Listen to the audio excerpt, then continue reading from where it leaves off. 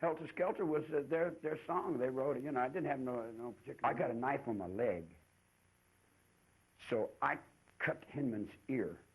And I take the gun, he shoots off on the wall, and I throw the gun one way, and I give the kid the knife, and I say, that's how you do it. Don't bring me into this no more. Don't bring me into no violence. Then I'm thinking, I got to scare this character. So I am what they call in the underworld, I'm a bad actor. I say, all right, now I got to kill you, Hinman. He said, oh, don't kill me.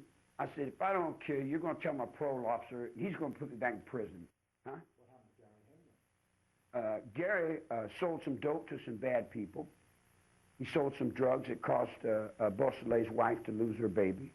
He was an informant for the government. He was playing all kinds of treacherous games that he shouldn't have been playing. See, when you're in the underworld, you got to be truthful.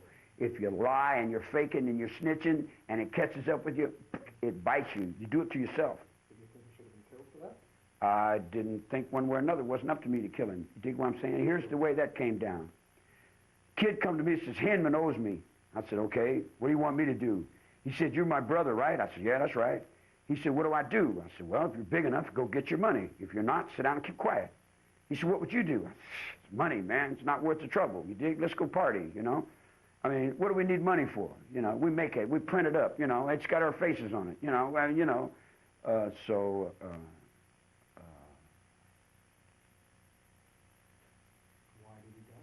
wait a minute, I'll explain it to you. I said, he said, all right, I'm big enough. I'm going to go get it. I said, okay, if that's what you want. So he called me a couple of days later. He said, man, this guy's got a gun. I said, don't invoke me to no violence, man. I just got out of the penitentiary. I don't want to go back. He said, you said you were my brother. And he said, what do I do? He's got a gun. I said, well, if he's got a gun, he's a coward. He must be afraid or he wouldn't have a gun, you know.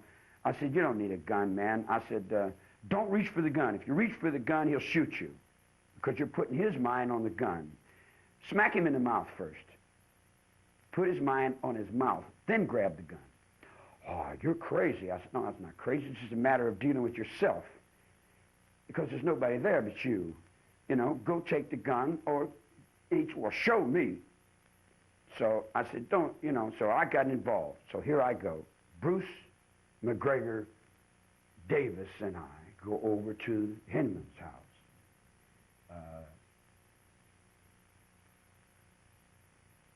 I got a knife on my leg, so I cut Hinman's ear, and I take the gun, he shoots off on the wall, and I throw the gun one way, and I throw the knife the other way, and I give the kid the knife, and I say, that's how you do it. Don't bring me into this no more. Don't bring me into no violence. Then I'm thinking, I got to scare this character. So I am what they call in the underworld, I'm a bad actor. I say, all right, now I got to kill you, Hinman. He said, oh, don't kill me.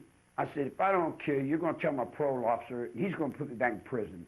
He said, no, I won't tell. I said, you give me your word as your bond, and your bond as your life, you won't tell. He said, I give you my word as my bond, and I look back at the Frenchman, and the Frenchman's standing there with the knife, and the gun's laying over on the table in Norway. I think the king of Norway's got the gun. The North Sea's dying, right? So all them Walders, we were Walderses, what, in the 60s? 60s, we are. So I looked at the Frenchman with the knife, and he's got Hinman, and I said, you got this? He gave me his word as his bond. Have you got this life here? And he said, yeah. I said, are we in the truth here? And he said, yes, we're in the truth. I said, okay, I'm through with this. I'm gone out of this. And I left. We patched his ear up. We put some Scotch tape on his ear. We fixed him up. He's back on the road. No problems. I'm out of there, man. I straightened it out. I got paid. I said, pay the kid what you owe him. He paid him the money. They transferred the cars and made their deals. You dig what I'm saying? All I was the administrator there. I administrated justice to those kids. You dig? Was what it amounted to. So then Hinman got, well, he got the knife. Oh, no, he got the gun. He got the gun. He said, I'm going to go kill that. So And he said, well, and Bobby said, no, I can't let you do that. He said, you gave your word.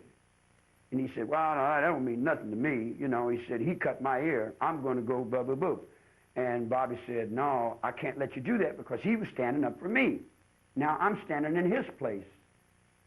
In other words, I was standing in his place. That's that line I'm trying to explain to you. You dig?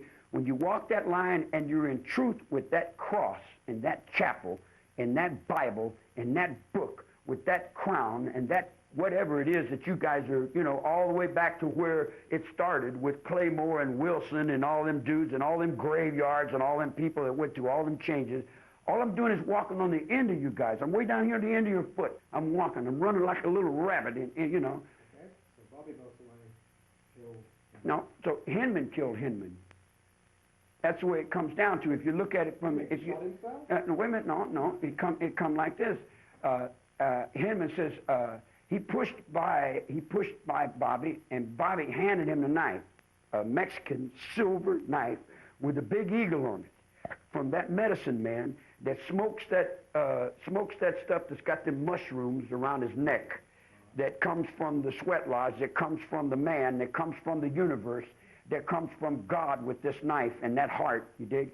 And he says, I'll not let you harm him because he was standing in my place and he's my brother. You know Bogus? You know Bogus down in Hollywood? He'll witness to that with his life because he owes me one on that.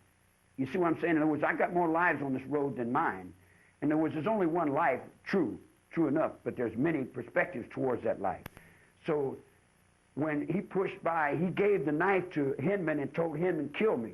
And Hinman says, I don't want you. Boom. Bobby said, you gave your word as your bond, and your bond is your life. If you make one more move towards it, I'm taking you away. And he made the move. Bobby took him, and he died. I'm 3 days down the road, man. I'm in San Diego partying at the zoo. I don't have any idea what the hell's going on there. Well, now you owe Bobby. No, how do I owe Bobby? I faced, wait a minute, no, I faced his when I cut the ear. Okay. You know, I faced his. But a lot of people say that one of the reasons that people die on Scale Drive was to trying to get Bobby out to make it look like... All right, now that's another game altogether. That's another game altogether, sure. That can be explained too. There's a place called Indian Mesa where we have fires and we play music. And we make big circles like you do with the Stones. We make big circles and we sing. Ah! And we put our souls in each other, you dig? In other words, and we have sex orgies. We fuck each other, you know, and we suck each other. We do all the things that you guys are not allowed to do in your culture. But in the culture I live in, we throw all that out the window, and that's what I guess you'd call Satan. Okay. You know, I wouldn't call it Satan. I just call it... Just call it whatever. Call it time of day if you want. But that was what was happening in those times, in those days, you know.